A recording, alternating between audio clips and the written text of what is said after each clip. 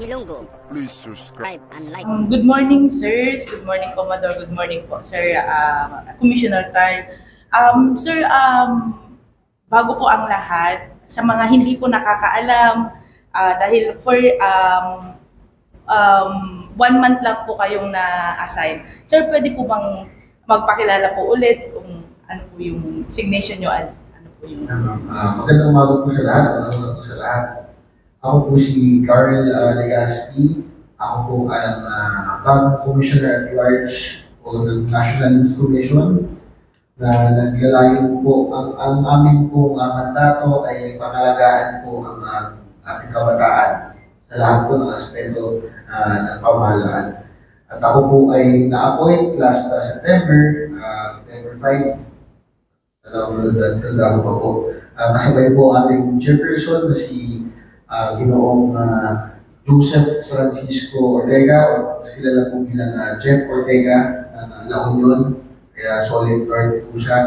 Ako po naman ay galing sa probinsya po ng Palawan. Ako po ay native po ng bayan ng Puerto Princesa, syudad po ng Puerto Princesa, at proud din po ako na kahit paano ay may nag-represent po namin probinsya dito sa komisyon at sa national government.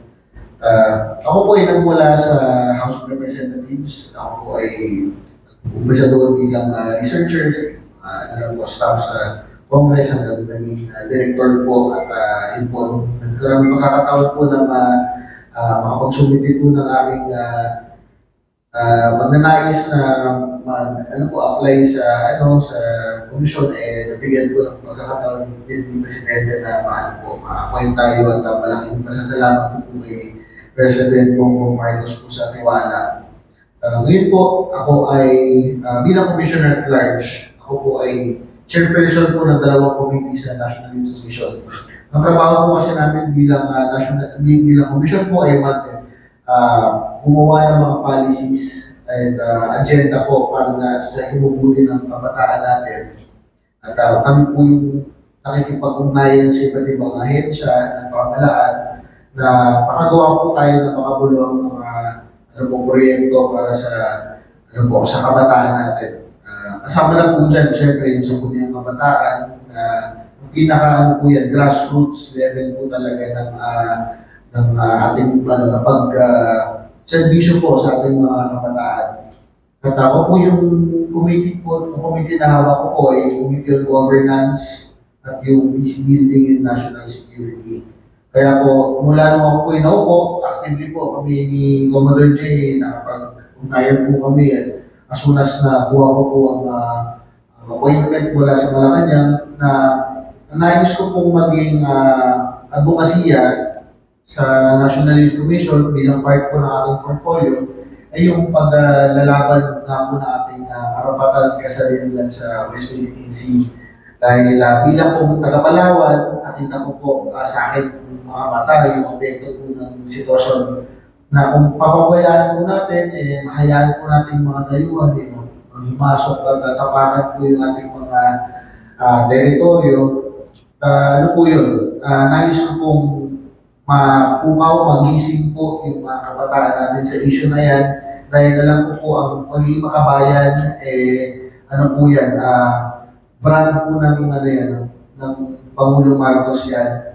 Mula noon po sa tatay niya, kay Ferdinand Marcos Sr., kay FM, kay Apo Lakay, yung pagiging makabayan po talaga ang pangunahing, pangunahing trait ng panunungkulan nila bilang pinuno ng bansa. Nais ko pong may paramdam yun sa mga kabataan natin na po sila, mamulat din po yung pagiging makabayan nila, na maramdaman po nila na pinaglaban po natin, na kinabukasan natin lahat.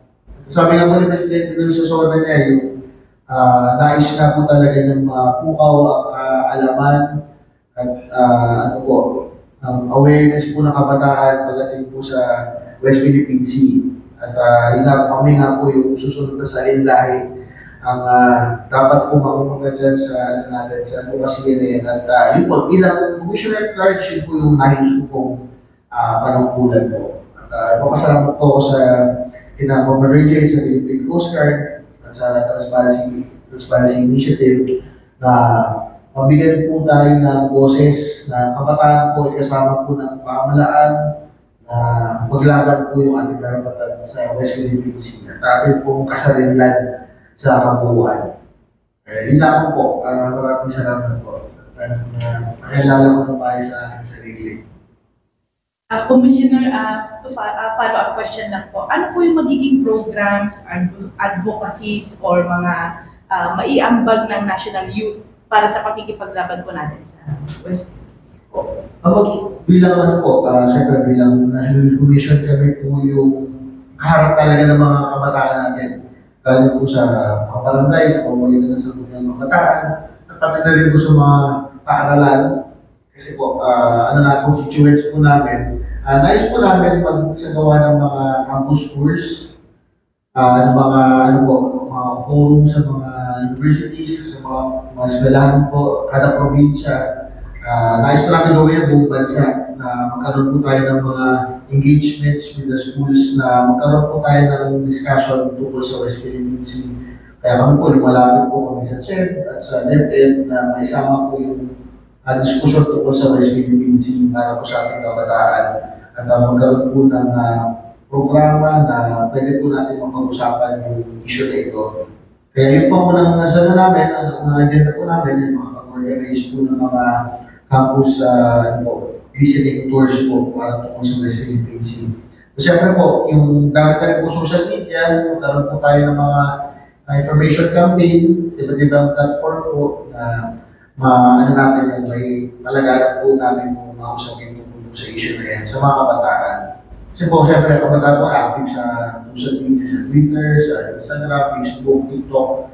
Sana po magamit namin yun bilang magkabataan po lang sa salita sa kapwa kabataan, mas nararamdaman po nila kasi yung, yung issue, mas naiintindihan nila kung dahil our level po.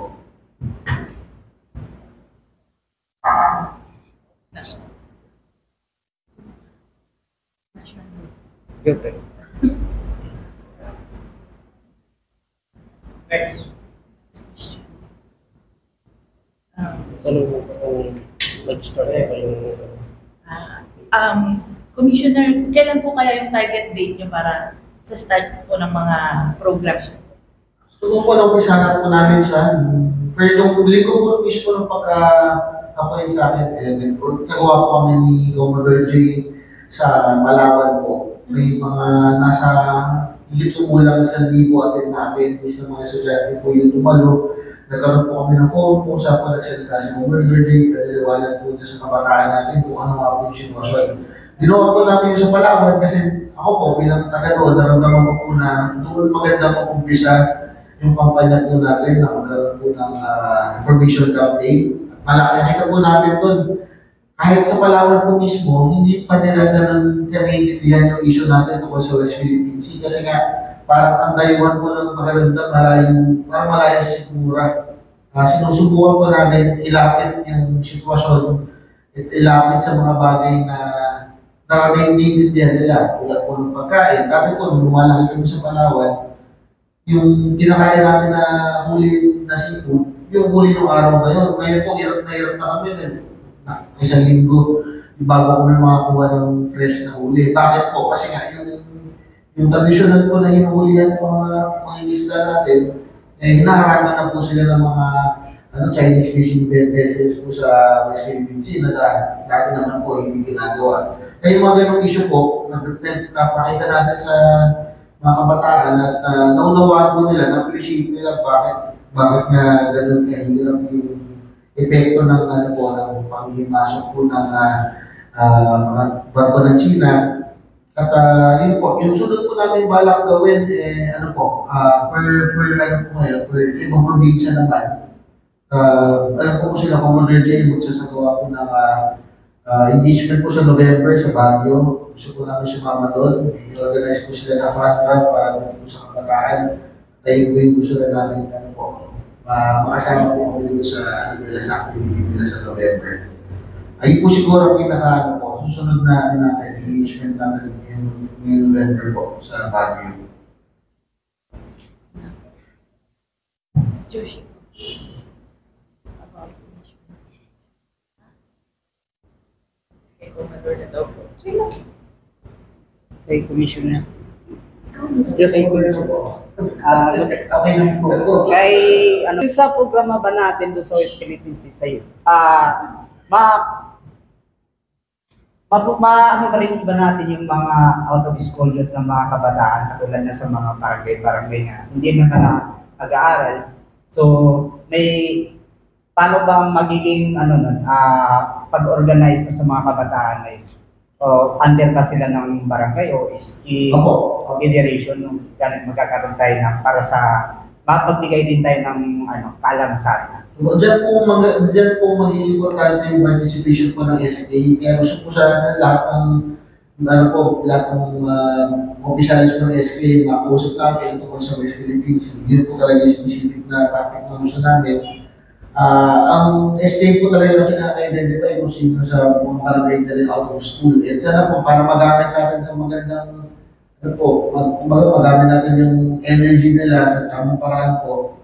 Yun po yung magandang maging rin po nila, activity nila. Yung iba po, pwede magkaroon ng mga bantay kalikasan, kung malalapit po sa mga coastal area. Yung iba po, pwede rin tumulong po na sa gawa pa ng mga information campaign, na sila po yung training natin na magsalita tungkol sa issue.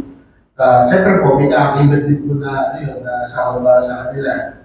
Na mahanapan po natin parang sa pamamagitan po ng mga agencies po na Dole at saka DSWD. Meron po sila makuha rin mula sa ginagawa nila activities po. Pwede po kami gumawa ng ganong klase na activity po kasama ng SK.